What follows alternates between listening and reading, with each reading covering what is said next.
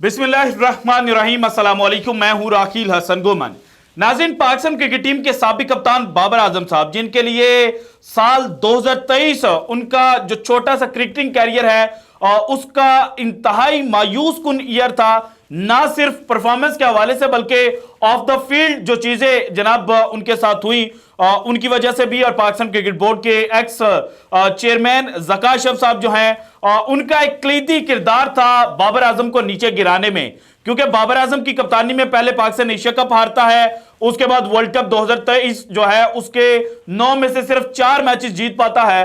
तो तब जनाब वर्ल्ड कप के दौरान ही बाबर आजम के जो जनाब व्हाट्सएप मैसेज है वो एक टेलीविजन चैनल के ऊपर चलवाया जाता है और उसके पीछे की जो कहानी सामने आती है तो ये चीज नजर आती है कि जनाब ज़का अशरफ साहब जो हैं वो बाबर आजम से ज्यादा खुश नहीं थे। और फिर जैसे ही वर्ल्ड कप खत्म होता है तो जनाब बाबर आजम साहब जो हैं उनको कप्तानी से हटाने की जो प्लानिंग है वो पाकिस्तान क्रिकेट बोर्ड के बड़े जो हैं वो करना शुरू कर देते हैं।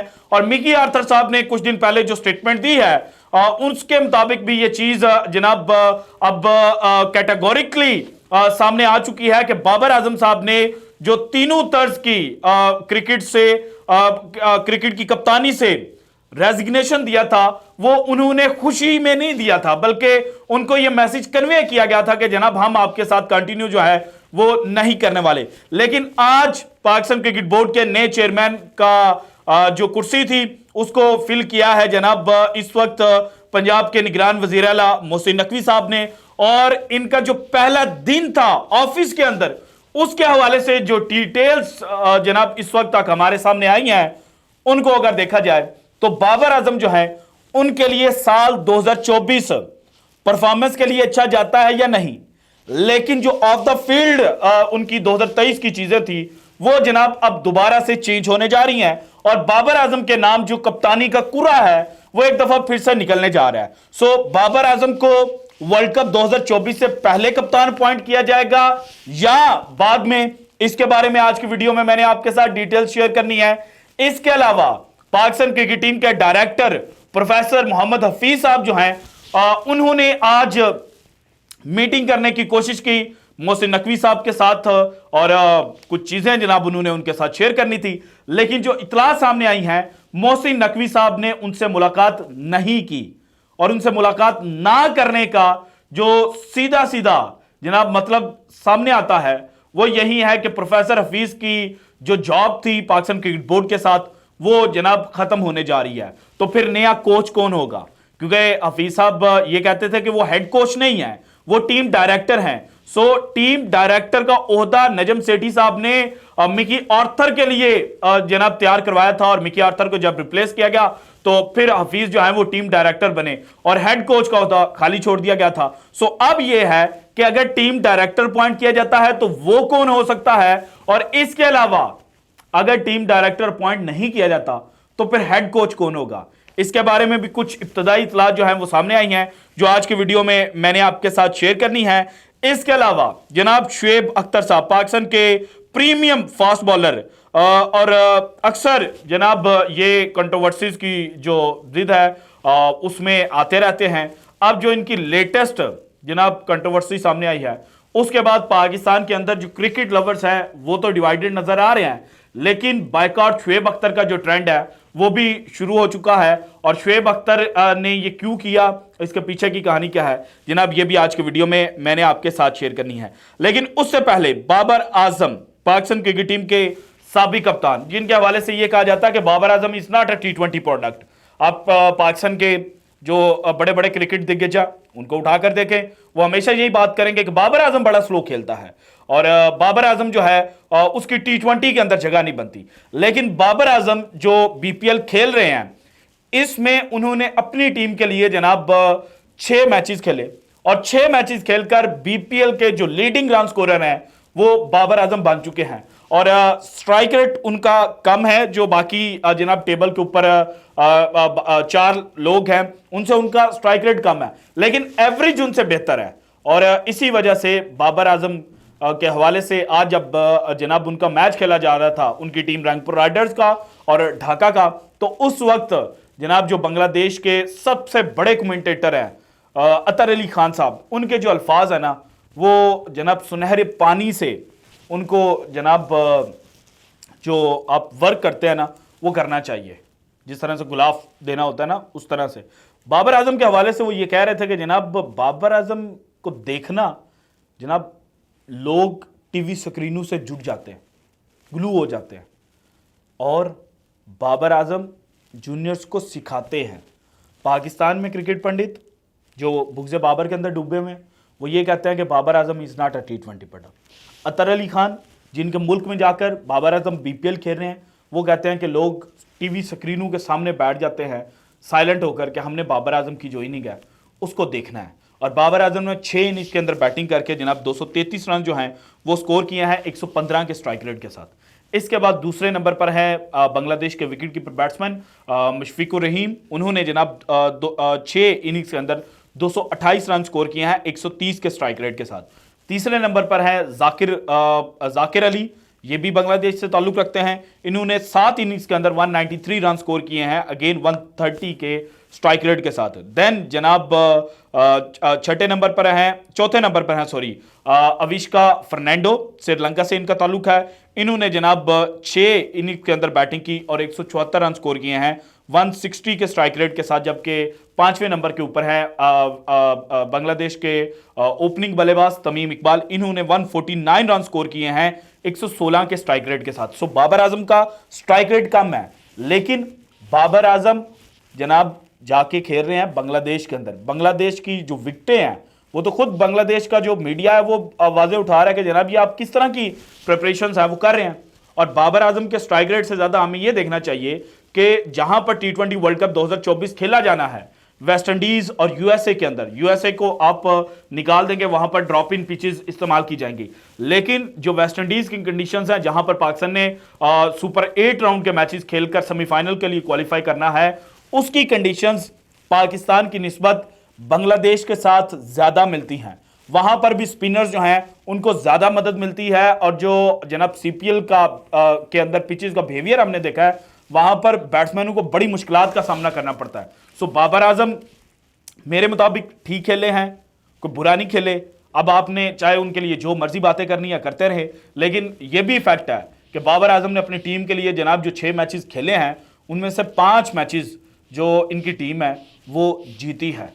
और टोटल 7 मैचेस इनकी टीम ने अब तक खेली हैं, टेबल के टॉपर हैं, और 7 में से 5 मैचेस इन्होंने जनाब जीते हैं। एक मैच बाबर आजम जो जनाब इनका लीग का 3rd मैच था, उसमें बाबर आजम ने पार्टिसिपेट नहीं किया था, और वो मैच जो है वो इनकी टीम रंगपुर राइडर्स हार गई थी। इसके अलावा इसी मैच में जो आज मैच था रंगपुर का ढाका का, रंगपुर ने 175 रन स्कोर किए, और जवाब में जो ढाका है वो 115 रन स्कोर कर पाए, और 60 रन से ये मैच जो है वो रंगपुर ने जीत लिया। एक साइड पे बाबर आजम के ऊपर क्रिटिसिज्म किया जा रहा है, तो दूसरी साइड पे जो ढाका की टीम है उसमें साइम अयूब खेल रहे थे, जिन्होंने बाबर आजम की जनाब ओपनिंग जो स्लॉट है वो खाई है। सो साइम अयूब जो है उन्होंने सिर्फ 2 रन स्कोर किए, और गालिबन 5 या 6 गेंदें शायद उन्होंने 2 रन के लिए खेली थी। तो भाईजान आपके यहाँ तो ये है कि जो जिन लोगों को प्रमोट कर रहे हैं वो परफॉर्मेंस दे रहे हैं, तो फिर तो हमें बात करनी चाहिए कि बाबर आजम को आप बाहर बिठा दें। लेकिन अगर वो परफॉर्मेंस नहीं दे पा रहे तो फिर something is better than nothing. आप ये ना देखेंगे जनाब हमें ये 5 में से 1 मैच के अंदर जनाब मार के तो 4 ओवरों के अंदर 50 करके देगा। आप ये देखें कि बाबर आजम जैसा खिलाड़ी हमें 5 मैचेस के अंदर परफॉर्म करेगा, और 5 मैचेस में हमें जनाब 4 ओवर के अंदर ये 40 रन स्कोर करके देगा। सो वो जो 10 रन का डिफरेंस है ना, वो बाद में जाके जो लोअर ऑर्डर और मिडिल ऑर्डर होता है वो उसको बेहतर कर लेते हैं, अगर उनको ये डर ना हो कि जनाब मेरी विकेट गिरेगी तो पीछे जनाब कुछ भी नहीं बचना। तो इस तरह से आपको अपने प्लेयर के पीछे बैक करना पड़ता है। अब आते हैं जनाब बाबर आजम के हवाले से जो अच्छी खबर आ रही है। कादिर ख्वाजा साहब पाकिस्तान के एक सीनियर जर्नलिस्ट हैं, और ज़का अशरफ साहब के साथ इनकी नहीं थी बनती। जब PSL की ड्राफ्टिंग थी तो 3 सहाफ़ियों के ऊपर पाबंदी लगाई गई थी। एक सोहेल इमरान साहब जियो से जिनका ताल्लुक है, इजाज वसीम बाखड़ी साहब BBN स्पोर्ट्स के नाम से इनका यूट्यूब चैनल है, और जनाब जो कादिर ख्वाजा साहब हैं तहलका स्पोर्ट्स के नाम से इनका यूट्यूब चैनल, और समा के ये जनाब स्पोर्ट्स जर्नलिस्ट हैं। तो अब जैसे ही ज़का अशरफ साहब की जगह पर मोहसिन नकवी साहब आए ना, तो आज इन्होंने 2 ट्वीट्स की। एक इनकी ट्वीट आई सीधी सीधी के जनाब जो वहाब रियाज हैं उनकी मुलाकात हुई है ज़का अशरफ साहब से, और वहाब रियाज ने कोशिश की कि मोहम्मद हफीज़ की मुलाकात करवाई जाए, लेकिन वो मुलाकात नहीं हुई। ये डायरेक्ट इंडिकेशन है कि जनाब हफीज़ के जो दिन हैं वो गिने जा चुके हैं, और हफीज़ के साथ जनाब जो लोग हैं वो तो पहले ही खुश नहीं थे। तो और दूसरा जो टीम के हवाले से खबरें बाहर आती रही, उनको लेकर भी हफीज़ की जनाब जो एक टीम लीडर के तौर पर चीज़ें थी वो जनाब समझने में नहीं आ रही थी। सो अब जनाब हफीज़ की तो छुट्टी होती हुई नज़र आ रही है।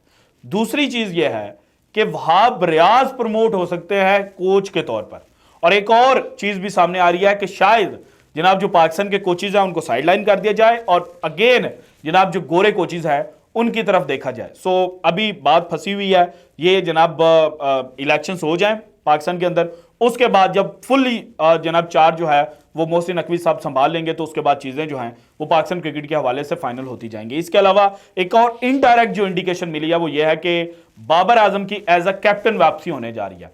अब जनाब ये वर्ल्ड कप से पहले होती हुई मुझे तो एक ही सूरत में नजर आ सकती है, अगर पाकिस्तान और न्यूजीलैंड के दरमियान जो अप्रैल में पीएसएल के बाद सीरीज शुरू होनी है उसमें शाहीन शाह अफरीदी जो हैं वो टीम को सीरीज नहीं जितवा पाते एज अ कैप्टन, तो फिर जनाब शाहीन शाह अफरीदी जो हैं उनको साइडलाइन किया जा सकता है और Babar Azam as a captain वापस आ सकते हैं। लेकिन अगर वो सीरीज जो है वो शाहीन शाह अफरीदी जितवा देते हैं तो फिर बाबर आजम की वापसी as a captain T20 world cup से पहले जनाब नामुमकिन हो जाएगी। सो इस चीज़ को लेकर भी जनाब जो अभी डिस्कशन है वो चलेगी और लंबी चलेगी कि हमने अगर शाहीन को हटाना है तो किस बेस पे हटाया जाए, क्योंकि एक सीरीज़ की बेस पे तो आप हटा नहीं सकते। शान मसूद है, उसको जनाब ऑस्ट्रेलिया का टफ जो टूर है वो मिला as a captain test team में, तो उस बेस पे भी आप नहीं हटा सकते। सो जनाब T20 वर्ल्ड कप से पहले बाबर आजम को एज अ कप्तान जो अपॉइंटमेंट है ना वो मुझे होती हुई नज़र नहीं आ रही। इसके बाद आ जाए जनाब जो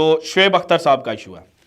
शुएब अख्तर साहब शो करते हैं, वहाँ पर शो के अंदर मुस्तफ़ा चौधरी साहब जो एक आर्टिस्ट है वो जनाब इमरानडू का लफ्ज़ जो है वो इस्तेमाल करते हैं और कहते हैं कि जनाब यूथिया पहले इनको कहा जाता था, फिर मैंने सोचा कि इससे ज़्यादा क्या हो सकता है, तो कमांडो से इमरानडो।